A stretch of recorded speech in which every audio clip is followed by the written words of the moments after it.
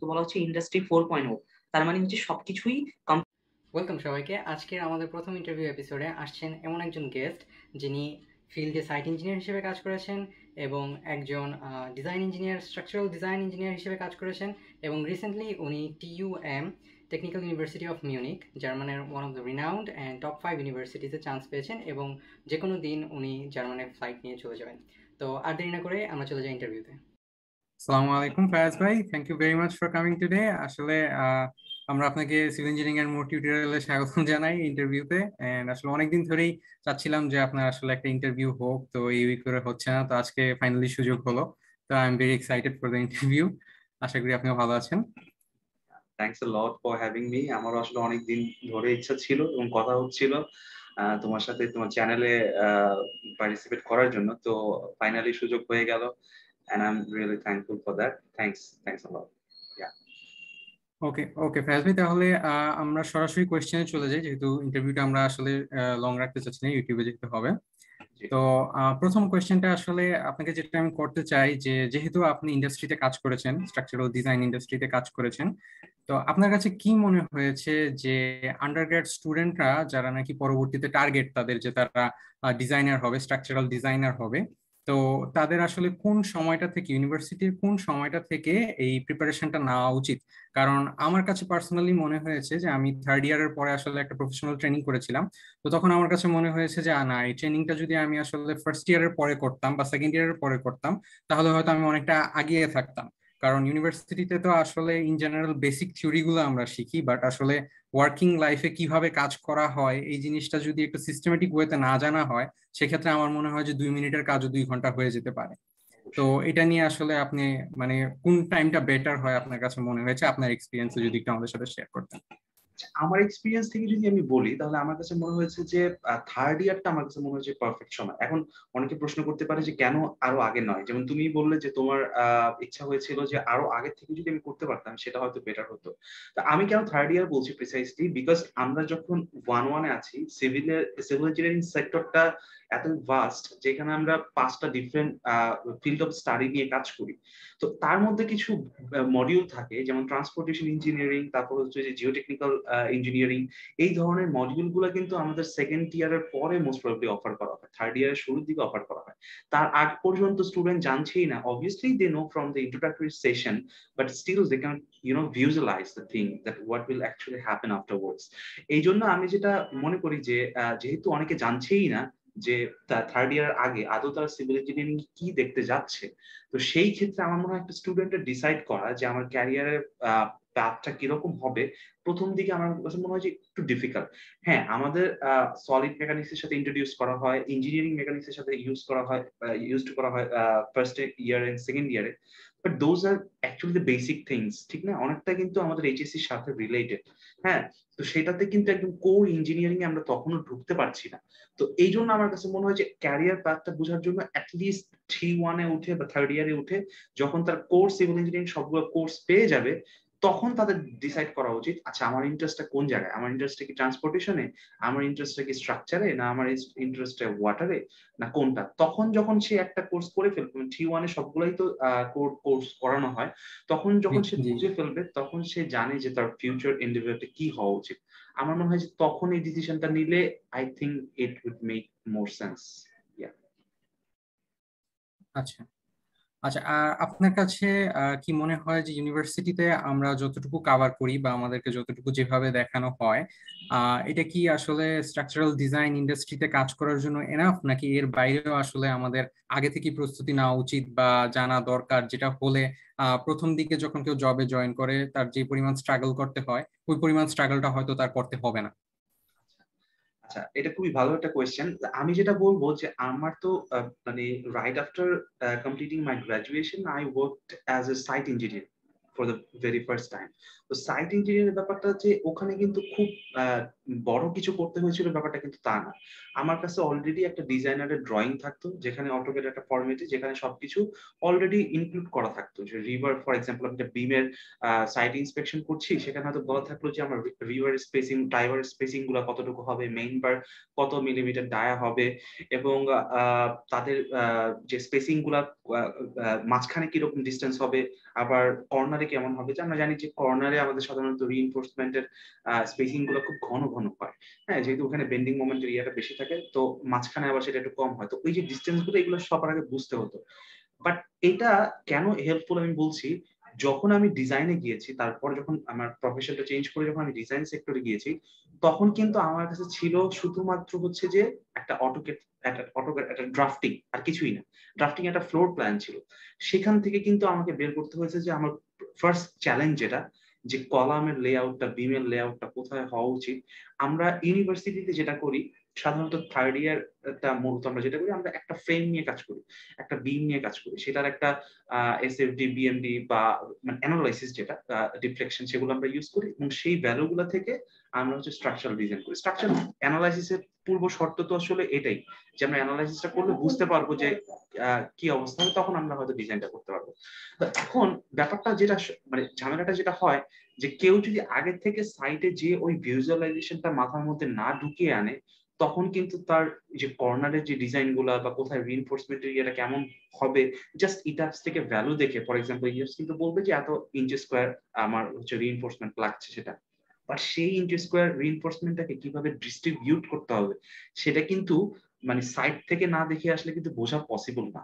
হ্যাঁ, তো আমার কাছে মনে হয়েছে যে ওই যে সাইট ভিজিটিংটা বা কনস্ট্রাকশন সাইটের যে ইয়েটা, সেটা আমার কাছে মনে হয়েছে যে ইউনিভার্সিটি ডিগ্রিতে পসিবল না। এটা কোনোভাবেই হয়তো বা অনেক ক্যারিকুলামে পসিবল, বাট আমার ডিগ্রি যেটা ছিল বা আমি যে ক্যারিকুলামে ইউজ টু, সেখানে আমি এই জিনিসটা পাইনি। এটা একটু ডিফিকাল্ট ছিল। কিন্তু স্ট্রাকচারাল ডিজাইনের যে ব্যাপারগুলো থাকে, খুব কোর প্রিন্সিপাল গুলা, যেমন কোর প্রিন্সিপাল গুলা, for example moment is equal to as fy into d minus a/2, খুবই কমন একটা ফর্মুলা। বাট সেটা কিভাবে আসলো, তার পিছনে লজিক গুলা কি, এই জিনিসগুলো যদি পিছন থেকে কেউ শিখে না আসে, প্রফেশনাল লাইফে তার এটা বিল্ড আপ করা, I think it would be extremely difficult. হ্যাঁ, তার বেসিকে যে প্রবলেমটা ছিল সেটা কিন্তু শিখিয়ে যাবে। তো ইন দ্যাট সেন্স আমাদের ওই স্ট্রাকচারাল যে নলেজ গুলো, মানে রিইনফোর্সমেন্ট ডিজাইন কথা বলছি, সেটা কিন্তু খুব কাজে দেয়। বাট এখানে অনেকে আবার আমার সাথে আর্গুই করবে যে ইউনিভার্সিটি লাইফে কিন্তু আমাদের জাস্ট শেখানো হয় মানে অ্যানালাইসিস সেটা আমরা একটু আগেই বললাম একটা ফ্রেম বা একটা বিমের জন্য করে থাকি। বাট রিয়েল লাইফে আমরা সিঙ্গেল এলিমেন্ট, হ্যাঁ, আমরা হোল একটা 3D মানে স্ট্রাকচার নিয়ে কাজ করি, যেখানে degree of freedom there could be lots of frame, একটা গ্রিড নিয়ে কাজ করি আমরা, যেখানে কিন্তু ডিগ্রি অফ ফ্রিডমটা অনেক। আমরা কিন্তু বেসিক্যালি ডিটারমিন্ড স্ট্রাকচারে এমন একটা ডিগ্রি অফ ফ্রিডম নিয়ে কাজ করি যেটা কিন্তু খুবই লিমিটেড। আবার ইনডিটারমিনেট স্ট্রাকচারে হয়তো আমরা শিখেছি যে 2 ডিগ্রি অফ ফ্রিডম বা 3 ডিগ্রি অফ ফ্রিডম ম্যাক্সিমাম আমরা সলভ করতাম বিভিন্ন method, force method, moment curvature method বা ডিফারেন্ট মেথডে আমরা এগুলো সলভ করতাম। বাট ওগুলা কিন্তু রিয়েল লাইফে যে অ্যানালাইসিসে কাজ করছে না। তখন অনেকে বলবে যে তাহলে রিয়েল লাইফটা যেহেতু এত ডিফারেন্ট, তাহলে তো ইউনিভার্সিটি লাইফের ওই নলেজটা আমার কাজে আসার কথা, আমি সফটওয়্যার ইনপুট দিলাম সেটা চলে আসলো।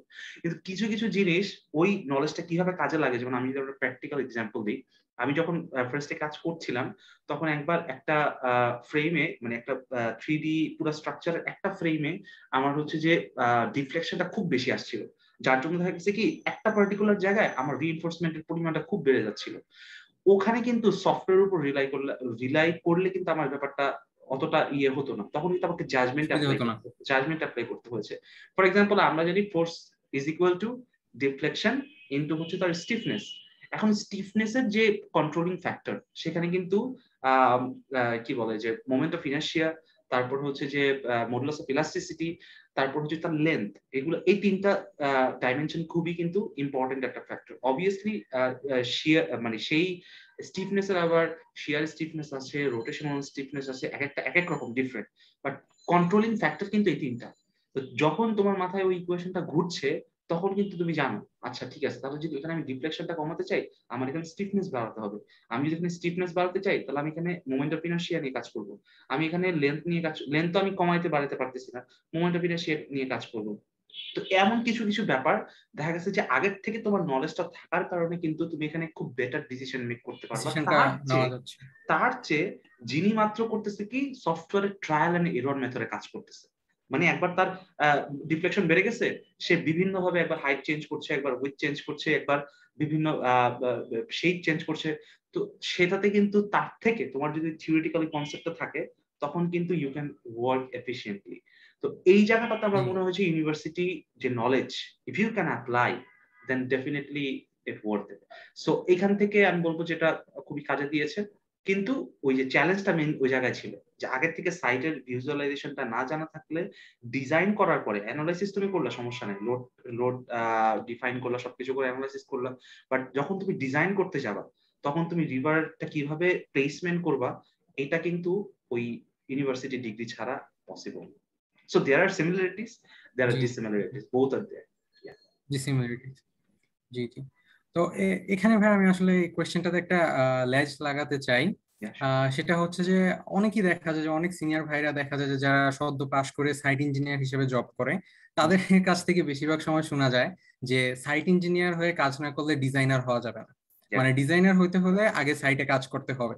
কিন্তু আমার মনে যেটা প্রশ্ন সেটা হচ্ছে যে তারা তো এখনো ডিজাইনার হয়নি, তারা পাশ করার সাথে সাথে সাইটে কাজ করছে। তো এখন তাদের যে এই বক্তব্য এটা কতটা সঠিক এবং কতটা ভুল? কারণ আপনি কিন্তু প্রথমেই বের হয়ে সাইটে কাজ করেছেন, দেন আপনি ডিজাইনে কাজ করেছেন। সো আপনি এটা, আমি মনে করি যে আপনি এটা ভালো বলতে পারবেন বা মিথটা আপনি ক্লিয়ারিফাই করতে পারবেন, এটা যদি একটু বলতেন। আচ্ছা আচ্ছা, আমার কাছে যেটা মনে হয়েছে যে পার্সোনালি আমি যখন সাইটে ছিলাম তখন তো আমি আসলে বুঝতামই না যে আসলে ডিজাইনের ব্যাপারটা কিভাবে ঘটছে। যদি আমার ইউনিভার্সিটিতে এক্সপিরিয়েন্স তো ছিল, প্রজেক্টের কাজ ছিল, বাট স্টিল আমি যেটা বললাম যে প্রফেশনাল লাইফের ওয়ার্কটা মানে অনেক ডিফারেন্ট। এমন শেপ নিয়ে কাজ করেছি বা করতে হয়েছে যে শেপ গুলো হচ্ছে কমপ্লিটলি ইরেগুলার। মানে আমরা we are more use to with rectangular structure or the structure which has similarity in both dimension. So যখনই সেটা একটা ডিসিমিলারিটি চলে আসে বা তার শেপে যখন একটা চেঞ্জ চলে আসে, সেটা মডেল করা বা সেই মডেলের সাথে, ফর এক্সাম্পল একটা বিম আছে কার্ভড, হ্যাঁ, এখন এই কার্ভটাকে যদি তোমার অ্যানালাইসিস করতে হয়, হ্যাঁ, মডেল করাটা তো একটু ডিফিকাল্ট, ঠিক আছে, বাট মডেল করার পর এটার ভিতরে কি ঘটছে থিওরিটিক্যালি চিন্তা করা, সেটা কিন্তু আমাদের মানে জেনারেল নলেজের সাথে খুব ডিফিকাল্ট, কারণ আমরা এই ধরনের শেপে ইউজ টু না। তো এটা একটা ডিফারেন্ট ব্যাপার। বাট আমি যেটা বলতে চাচ্ছি যে ডিজাইন মানে যখন সাইটে ছিলাম তখনও আমি এই জিনিসটা বুঝতে পারিনি যে ডিজাইনের ব্যাপারগুলো কি হচ্ছিল। বাট আমি যখন তার ডিজাইনারের যে ড্রয়িং গুলা চেক করতাম, ইচ অ্যান্ড ইন্ডিভিজুয়াল যে মেম্বার তার আলাদা আলাদা স্পেসিফিকেশন, কোথাও আমি দেখছি যে এই বিমে আমার রিইনফোর্সমেন্ট আসছে ফর এক্সাম্পল 16 মিলিমিটার, ওখানে আসছে 20 মিলিমিটার। সো এটা আমাকে কোশ্চেন, মানে এটা আমার মধ্যে একটা কোশ্চেন জাগাতো যে কেন ওখানে এটা হলো, কেন ওখানে 20 মিলিমিটার লাগছে, কেন এখানে 16 মিলিমিটার লাগছে, কেন এখানে কম, কখনো কেন ওখানে বেশি। তখন আমার মধ্যে একটা ইচ্ছে জাগতো যে what if I could be the engineer, I could be the designer.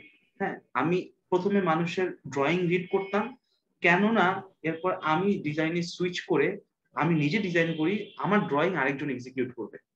So এটা আমার কাছে মনে হচ্ছে ইম্পর্টেন্ট। কিন্তু যেটা বললাম, আমার কাছে অনেকটা ব্যাপারটা মিথের মতোই মনে হয়, কারণ যখন আমি একজন সাইট ইঞ্জিনিয়ার তখন কিন্তু আমি ডিজাইন সম্পর্কে জানি না।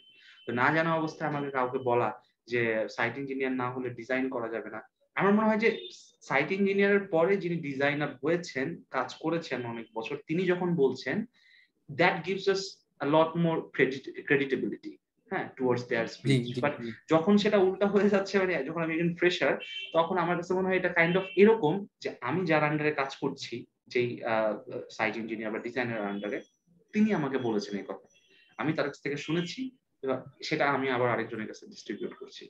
আই থিঙ্ক মানে ইন আওয়ার কালচার আমার কাছে মনে হয় যে কাইন্ড অফ এরকম। বাট আমি যখন সাইট ইঞ্জিনিয়ার ছিলাম, আমাকে যদি কেউ ডিজাইন সম্পর্কে বলতো, আমি জানতাম কিভাবে হয়েছে। একজন ডিজাইনার অবশ্যই এটাকে মডেল করেছে, এখানে লোড অ্যাসাইন করেছে, এখানে কোড অ্যাসাইন করেছে, তারপর সে অ্যানালাইসিস করেছে, দেখেছে যে তার মেম্বারের কন্ডিশন গুলো কিরকম, সেই অনুযায়ী সে ডিজাইন করেছে, রিইনফোর্সমেন্ট পেয়েছে, সেটাকে সে একটা ড্রাফটম্যানের মাধ্যমে বা নিজে যদি ড্রাফটম্যান হয়ে থাকে তাহলে সে সেটাকে ডিস্ট্রিবিউট করেছে, বাস। এই ব্যাপারগুলো ঘটেছে আমি জানি, বাট আদৌ মানে কেন কিভাবে কি হচ্ছে এটা কিন্তু ডিজাইনে যাওয়া ছাড়া পসিবল না। So as a site engineer এই কথাটা বলা আমার কাছে মনে হয় না খুব একটা যুক্তিযুক্ত। Well, that's just my opinion. It has nothing to do with any other's opinion. It's just me saying that. তো আরেকটা জিনিস হচ্ছে যে ভাইয়া, আমরা আসলে কিন্তু ইউনিভার্সিটিতে আন্ডারগ্রেড লেভেলে আমরা প্রচুর থিওরি পড়ি এবং পরবর্তীতে তো আমার ধারণা যে এই সবগুলো থিওরি হয়তো সব সেক্টরের জবে লাগে না, কিছু স্পেসিফিক সেক্টরের জবে স্পেসিফিক থিওরি গুলো আমাদের লাগে। এখন কে কোথায় যাবে এটা তো বলা যায় না, যার ফলে আমাদেরকে ইউনিভার্সিটিতে সবগুলো থিওরি ভাবে দেওয়া হয়। কিন্তু আমাদের যে সেশনাল কোর্সগুলো আছে, সেশনাল কোর্সগুলো তো আসলে কোনো থিওরি থাকে না। আমরা প্রিভিয়াসলি যে থিওরিগুলো শিখেছি ওইটা হয়তো অ্যাপ্লাই করে আমরা কোনো একটা রিয়েল লাইফ প্রজেক্ট রেপ্লিকেট করার চেষ্টা করি। তো আপনি যখন নাকি কাজ করেছেন, প্রথম দিকে তো নিশ্চয়ই আপনার সিনিয়র ডিজাইনার কাছ থেকে কোনো না কোনো ভাবে হেল্প নিতে হয়েছে বা কোনো সমস্যা পড়লে তাকে দেখাতে হয়েছে। তো আপনার কাছে কি মনে হয় যে ইউনিভার্সিটির সেশনাল কোর্সগুলো যদি কোনো ওয়ার্কিং প্রফেশনাল নিত, সেই ক্ষেত্রে আপনার সমস্যাগুলো হয়তো একটু কম ফেস করতে হতো, অথবা আপনি তখন একটা ডেমি প্রজেক্টের ইন ডেপথ নলেজটা আপনি জানতে পারতেন বলে আপনার মনে হয় কিনা? এটা যদি মানে একটু শেয়ার করতেন আমাদের সাথে। আচ্ছা, এখানে আমার একটা মিক্সড অপিনিয়ন আছে। এই হিসাবে আমি চাই যেটা একটা প্রফেশনাল দ্বারা হোক, এই সেন্সে যে একজন প্রফেশনাল মানে ইঞ্জিনিয়ার যদি এটা করেন, অবশ্যই যিনি একাডেমিক লেভেলে আছেন তার হয়তো থিওরিটিক্যাল কনসেপ্ট গুলো একজন প্রফেশনাল থেকে অনেক ভালো হবে, এটাই স্বাভাবিক। কিন্তু অবশ্যই রিয়েল লাইফের অবশ্যই। ব্যাপারটা কিন্তু অনেকটা ডিফারেন্ট। ওখানে কিন্তু যে একজন প্রজেক্ট ইঞ্জিনিয়ার যিনি ওখানে কাজ করেছেন 2 বছর 3 বছর 4 বছর, তার সাথে এক্সপিরিয়েন্সের কিন্তু you can't compare both of them in one দুটো সিঙ্গেল দুই হ্যান্ড। সেক্টর আসলে, দুই দিকে চলে যায়। দুই দিকে চলে যায়। তো এই ক্ষেত্রে একজন প্রফেশনাল দিক দিয়ে এই জিনিসগুলো করানো ভালো, but on the other hand এটাও বুঝতে হবে যে ওটা একটা academic environment. An academic environment doesn't only involve with practical exercises or something like that. There has to be a lot of theories even in the sessional class. এবং যখন একজন instructor class শেষে মানে কোনো কোর্স শেষ করছেন, there has to be some sort of assessment method, যেটা একটা একাডেমিক যে প্রফেশনাল যিনি আছেন বা ফ্যাকাল্টি, উনি কিন্তু দিতে ভালো পারবে। করে বুঝেন যে কোন ওয়েতে আমি অ্যাসেসমেন্ট করতে পারবো আমার স্টুডেন্টদের, যেটা কিন্তু একজন প্রফেশনাল পক্ষে এক্সট্রিমলি ডিফিকাল্ট হয়ে যায়। ইন সাম কেসেস এটা কিন্তু বায়াসিসের দিকেও যেতে পারে, আবার ইন সাম কেসেস একটা প্রবলেম হতে পারে স্টুডেন্টদের মধ্যে যে উনি এইভাবে কেন অ্যাসেস করছেন, ওভাবে কেন অ্যাসেস করছেন, কারণ তিনি অ্যাসেসমেন্ট প্রসিডিউরটা সম্পর্কে কিন্তু অবগত না। হ্যাঁ, তো ওই জন্য আমার কাছে মনে হয় যে সেখানে আবার একজন প্রফেশনাল দিয়েই পুরো ফ্যাকাল্টিকে রিপ্লেস করে দেওয়া যাবে না। আবার একই সাথে আমি এটাও চাই যে একজন ফ্যাকাল্টি যদি পুরোপুরি প্রফেশনাল কোর্সটা নেন, তাহলে যেটা হবে যে মানে হয়তো থিওরিটিক্যাল নলেজ গুলো একজন স্টুডেন্ট ভালো জানবে, অথবা আরেকটা সমস্যা যেটা হয় ফ্যাকাল্টি দিয়ে নিলে, তিনি এই এমন ধরনের প্রজেক্ট আনার চেষ্টা করেন যে প্রজেক্টগুলো বিগত বছরগুলোতে হয়ে আসছে। কিন্তু এটা বুঝতে হবে যে রিয়েল লাইফে কিন্তু সবকিছু খুবই ডাইনামিক। হ্যাঁ, and it is changing every time. So এই যে চেঞ্জটা হচ্ছে, সেই চেঞ্জটাকে রিফ্লেক্ট করাতে হবে আমাদের একাডেমিক কারিকুলামে। সেটা যদি না হয় তাহলে অ্যাজ এ গ্র্যাজুয়েট আমরা কিন্তু সময়ের সাথে তাল মিলিয়ে চলার যে ব্যাপারটা, সেটা কিন্তু আমাদের মধ্যে হবে না। একজন প্রফেশনালদের দিয়ে করালে হবে কি, দেখা যাবে যে অ্যাজ এ প্রফেশনাল সেই কাজটা 2 মাস আগেই করেছে, সে অবশ্যই সেটাতে কমফোর্টেবল, সে সেটাকে এক্সিকিউট করতে চাবে তার ক্লাসে স্টুডেন্টদের মধ্যে। তখন কিন্তু ওই জিনিসটা আমার কাছে মনে হয়েছে যে আরো বেশি ইফেক্টিভ হবে as a student compare to the মানে একজন একটা প্রজেক্ট চলেই আসছে অনেক বছর যাবত, তার সিনিয়ররা করে আসছে, this is not how it works in real life না। তো এই জন্য আমার কাছে মনে হয়েছে যে একটা মিক্সড ইনভলভমেন্ট থাকা উচিত। যেমন আমরা বর্তমানে আমি যে ইউনিভার্সিটিতে আছি, টেকনিক্যাল ইউনিভার্সিটি অফ মিউনিক, তো এখানে আমাদের সিস্টেমটা একটু ডিফারেন্ট। এখানে লেকচারস হয় আলাদা, এক্সারসাইজ হয় আলাদা, টিউটোরিয়ালস হয় আলাদা, প্রবলেম সলভিং হয় আলাদা। সবকিছু কিন্তু ডিফারেন্ট ভাবে হয়, কোনোটাকে একসাথে দাঁড় করানো যায় না। লেকচার এসে তার লেকচারার দিয়ে যাচ্ছে, তার ওখানে আর কোনো কাজ নেই। দেন তোমার অনলাইন যে পোর্টাল, সেখানে তোমাকে বিভিন্ন রকমের টিউটোরিয়াল দেওয়া হয়, সেখানে বিভিন্ন রকমের প্রবলেম সলভিং দেওয়া হয়। তো আমার কাছে মনে হয় কি এমন একটা জয়েন্ট কোলাবোরেশন টাইপের করা যেতে পারে, যেখানে লেকচারারের রোল থাকবে একটা, বাট সেখানে একজন প্রফেশনালিস্টকেও দায়িত্ব দেওয়া যেতে পারে, যিনি হচ্ছেন প্র্যাকটিক্যাল যে নলেজটা বা আসল রিয়েল লাইফটা কেমন সেটার সাথে স্টুডেন্টদের ইন্ট্রোডিউস করাবে। জি জি, বুঝতে পেরেছি। তো ভাইয়া আসলে আমরা তো আজকে ইন্টারভিউতে অনেক সময় চলে গেছে, আমরা একদম শেষের দিকে চলে এসেছি। তো যে কোয়েশ্চেন গুলো আর কি করা হলো, তো আমি নিজেও তো আসলে ফ্রেশ গ্রাজুয়েট এবং জব করিনি। তো আমি ভাবলাম যে আমি যতদিন জবে না ঢুকছি ততদিন আমার মনের মধ্যে হয়তো যে কোয়েশ্চেন গুলো আছে এগুলো হয়তো আন্ডারগ্রেডে যারা পড়ছে তাদের সাথে মিলবে, যার ফলে আমি ওভাবে কোয়েশ্চেন গুলো রেডি করেছি। কিন্তু কোয়েশ্চেনে তো আমার গ্যাপ থেকে যেতে পারে, নানান গ্যাপ থেকে যেতে পারে যেহেতু আমি ইনএক্সপিরিয়েন্সড। তো at the last moment of the interview মানে আপনি যদি নিজ থেকে কোনো টিপস দিতেন আন্ডারগ্রেডে যারা এখন পড়ছে, যারা হয়তো ফিউচারে ফিল্ডে কাজ করতে চায়, অথবা যারা স্ট্রাকচারাল ডিজাইনে যেতে চায়, অথবা যারা ডিজাইনার হতে চায়, মানে তাদের সম্পর্কে তাদেরকে যদি একটু মানে টিপস দিতেন বা অ্যাডভাইস দিতেন যে কিভাবে তারা আগালে বেটার হবে, মানে আপনার যেভাবে ভালো মনে হয় তাদেরকে গাইড করা যেতে পারে, এভাবে যদি একটু কিছু বলতেন আর কি। আচ্ছা, আমার টিপসটা আমি দেওয়ার চেষ্টা করবো আমার নিজের লাইফের মিস্টেক থেকে। হ্যাঁ, যেটাতে আমি মানে নিজে যথেষ্ট ভালো না বলেই আমি জানি যে এটা এই জায়গাটাতে এইভাবে করা গেলে হয়তো এটা ভালো হতো, ভালো হলে তো আমি ভালো হয়েই গেলাম। তো সেইখান থেকে আমি একটা টিপস দিতে চাই। আমি বলবো যে আমাদের দেশের এনভায়রনমেন্টটা এরকম যে আমরা ডিগ্রিটা যখন মাঝ পর্যায়ে আছি বা শেষ করে ফেলবো এমন একটা পর্যায়ে, আমাদের হাতে অপরচুনিটিটা চারিদিক থেকে খোলা থাকে। ফর এক্সাম্পল, কেউ চায় যে সে প্রফেশনাল, সে মাল্টি ন্যাশনাল কোম্পানিতে কাজ করবে, ভালো কোনো প্রাইভেট কোম্পানিতে কাজ করবে, যেখান থেকে সে তার নিজের স্কিলটাকে অলওয়েজ গ্রো করতে পারবে, অলওয়েজ তার পারফরমেন্সটাকে নিজেকে চ্যালেঞ্জ করার একটা সুযোগ পাবে, একটা চ্যালেঞ্জিং এনভায়রনমেন্টে কাজ করার সুযোগ পাবে। কারণ মেন্টালিটি এরকম থাকে। আবার কারো মেন্টালিটি এরকম থাকে যে তিনি দেশের যে বর্তমান প্রাইভেট সেক্টর, সেখানে আমাদের যে চ্যালেঞ্জ, সেই চ্যালেঞ্জটা সে নিতে প্রস্তুত না, বা সে চায় না, কমফোর্টেবল ফিল করে না, সে একটু রিল্যাক্স লাইফ চায়। অথবা এটা রিল্যাক্স বললেও আসলে অনেক কন্ট্রাডিক্টরি হয়ে যাবে, বলতে পারি যে অনেকটা সিকিউরড লাইফ চায়। তো সেই ক্ষেত্রে হয়তো তার ইচ্ছাটা আমি গভর্নমেন্ট সেক্টরের দিকে ঢুকবো। আবার কারো হয়তো সে কারো হয়তো অ্যাম্বিশনসটা অনেক বড়, তার ড্রিমটা অনেক বড়, সে অনেক ভালো, অনেক বড় এক ধরনের রিসার্চার হতে চায়। তার জন্য কিন্তু হায়ার স্টাডিটা would be the better option. এখন তিনটা ফিল্ডকে যদি আমি একসাথে কম্বাইন করে নিয়ে আসি, থার্ড ইয়ারে থাকতে বা ফোর্থ ইয়ারে থাকতে একটা স্টুডেন্ট ওই অবস্থাতে যদি সে ডিসাইড করতে না পারে, তখন কি হবে? সে একটা বড় ধরনের ডিলেমাতে পড়ে যাবে। ডিলেমাতে পড়ে গেলে যেটা হবে, স্টাডিটা শেষ করার পরে সে দেখবে তার কিছু ফ্রেন্ড হায়ার স্টাডির দিকে ঝুঁকছে, সে কিছু ফ্রেন্ড সাকসেস হয়ে গেছে, সে মনে করবে যে that is the ultimate success. সে ওখানে ওখানে তার নিজেকে পুশ করতে চাবে, without knowing or without following if it actually his passion or not. So এটা একটা বড় একটা সমস্যা।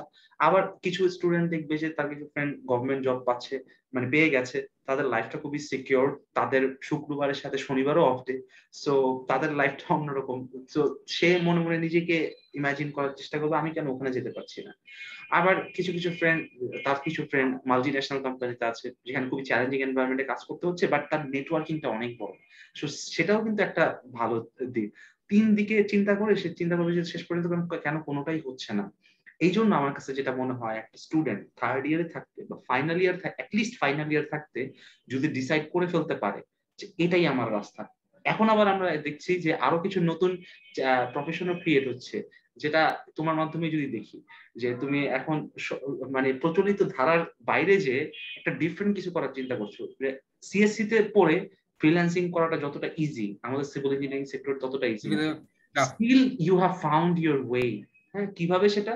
তুমি ইউডেমিতে কাজ করছো, ইউডেমিতে অলরেডি তোমার একটা কোর্স বেস্ট সেলিং ট্যাগ পেয়েছে। So which is definitely not so easy, I don't have that, তাই না?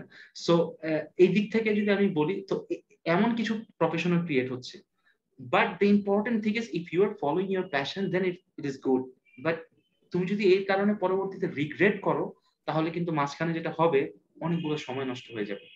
গ্রাজুয়েশন করার পরে এই সময়টাই কিন্তু ইম্পর্টেন্ট। হ্যাঁ, যেটা ইউটিলাইজ করা আমার কাছে মনে হচ্ছে খুবই ইম্পর্টেন্ট। যেমন আমি আমার নিজের কথাই বলছি, আমি যেমন এখন হায়ার স্টাডিজ এর দিকে ঝুঁকছি। হ্যাঁ, তো আমার কথা হচ্ছে যে কেন তাহলে সেটা আরো 2 বছর আগেই করলাম না? হ্যাঁ, যদি এটাই আমার টার্গেট হয়, তাহলে আমি 2 বছর আগে করলে হয়তো ভালো হতো। তো আবার একইভাবে যার গভর্নমেন্ট জবের ইচ্ছা, তার হয়তো একাডেমিক এত কিছু নিয়ে মাথা ঘামানোর দরকার নাই। আমি তাকে ক্রিটিসাইজ করি না, বরঞ্চ আমি তাকে এনকারেজ করি, তুমি বিসিএস এর বই পড়ো, বাংলা ইংরেজি পড়ো। হ্যাঁ, if it is your passion, then you have to follow it. But এটার কারণ যাতে এটা না হয় সবাই ঝুঁকছে তাই আমিও ঝুঁকবো, তাহলে কিন্তু সেই বিসিএস তোমার দ্বারা হবে না, এটাই ট্রুথ। হ্যাঁ, তো এই জন্য আমি বলবো যে তখন থেকে যদি সে তার ওই ইয়াটা ফিক্স করে নিতে পারে, তাহলে তার গভর্নমেন্ট জব ইচ্ছা সে ওটাই গেল। তার হায়ার স্টাডিজ করার ইচ্ছা মানে কি, তার ফাইনাল ইয়ারেই তার রিসার্চের দিকে অনেক বেশি ঝুঁকতে হবে। তার ফাইনাল ইয়ার শেষ করা অবস্থায় তার অ্যাটলিস্ট একটা পাবলিকেশন থাকতে হবে। আদারওয়াইজ এই কম্পিটিটিভ ওয়ার্ল্ডে একটা ভালো ফান্ডিং পাওয়া, এটা কিন্তু এক্সট্রিমলি ডিফিকাল্ট। সো তার স্ট্র্যাটেজিটা কিন্তু ওইরকম হওয়া উচিত। এই জন্য আমার একটাই মানে আমার উপদেশ না, কারণ উপদেশ দেওয়ার মতো যোগ্যতা আমার হয়নি, কিন্তু আমি আমার নিজের লাইফের মিস্টেক থেকে সবাইকে বলতে চাই যে if you are student at your final year or final semester, you have to decide right now rather than waiting. And that decision has to be correlated with some sort of logic ছাড়া যাতে সেই ডিসিশনটা না হয়, সেই ডিসিশনটা যাতে এই জন্য না হয় বিকজ আরেকজন করছে তাই আমার করতে হবে, সেটা you have to ask yourself যে তোমার কোনটা পছন্দ বা কোনটা ভালো লাগে, if you follow your passion, then no matter how difficult the job is or what is the nature of the job is, you will succeed. I believe this, but I couldn't implement this so far in my life. That's why I'm considering myself not as successful as others, but আমি আমার mistake থেকে সবাইকে এই suggestion দিতে চাই, just follow your passion. মানে ultimately একটা decision আমাদেরকে নিতে হবে যেখানে আমার প্যাশনও আছে এবং ডিসিশনটা লজিক্যাল, নেওয়ার পরে আমাদেরকে ওই ডিসিশনের সাথে লেগে থাকতে হবে। আশেপাশের মানুষের যা হোক, কেউ কোটি টাকা চাকরি পাক, কারো নাম পেপারে আসুক, এগুলা আমাদের দেখে আসলে ওইদিকে ঝুঁকলে হবে না, কারণ সে তার দিকে বেটার এবং তার ওইদিকে প্যাশন আছে।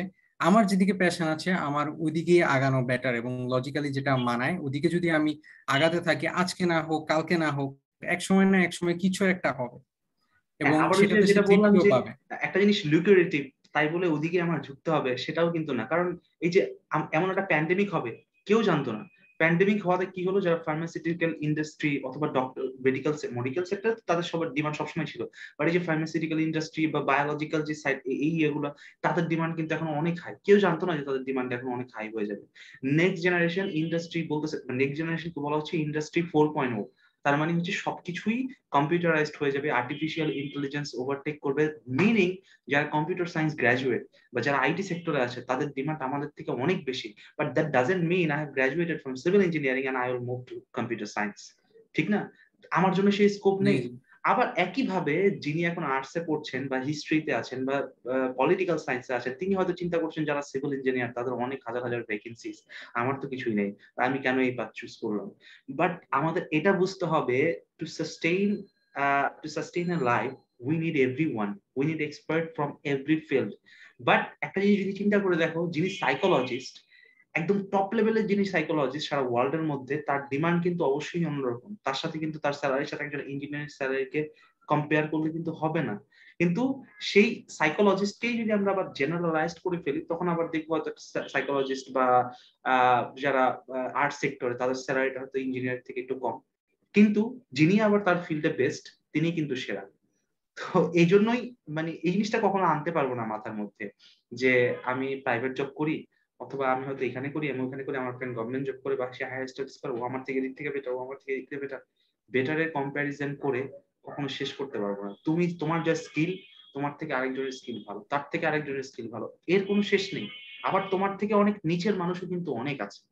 সো এই জন্য আমার কাছে মনে হয় কি, কম্প্যারিজনটা টোটালি বাদ দিয়ে যদি আমরা আমাদের নিজেদের ড্রিমটা, প্যাশনটা ফলো করে সামনে যেতে পারি, I think the better days are coming.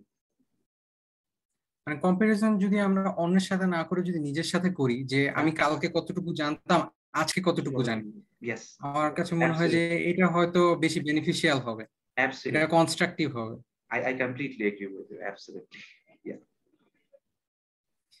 ওকে ফায়াজ ভাই, আপনি আসলে আজকে আমাদেরকে অনেক সময় দিলেন, খুব ভালো লাগলো এবং অনেক কিছু জানতে পারলাম এবং অনেক কিছু কোয়েশ্চেন করলাম আপনাকে। আমি নিজেও ইনএক্সপিরিয়েন্স, আমি জানি না কতটুকু কোয়েশ্চেন ভাবে করতে পেরেছি, বাট যত কিছু করেছি আপনি খুব সুন্দর করে আনসার দিলেন, খুবই ভালো লাগলো এবং আশা করি যারা দেখছে তাদের কিছু না কিছু হয়তো লাভ হবে, এটাই আর কি একটা ছোট চেষ্টা, ছোট আশা প্রত্যাশা, যেটাই বলেন না কেন। তো থ্যাংক ইউ ভেরি মাচ ভাই, আপনি আজকে আসলেন আমাদের সাথে, খুবই ভালো লাগলো এবং ভালো থাকবেন। তো আজকে এখানেই শেষ করছি, থ্যাংক ইউ, আল্লাহ হাফেজ। Thanks a lot. If you have found the video to be useful, please like and consider subscribing to the channel, as it will enable me to make more videos like this one. Thank you.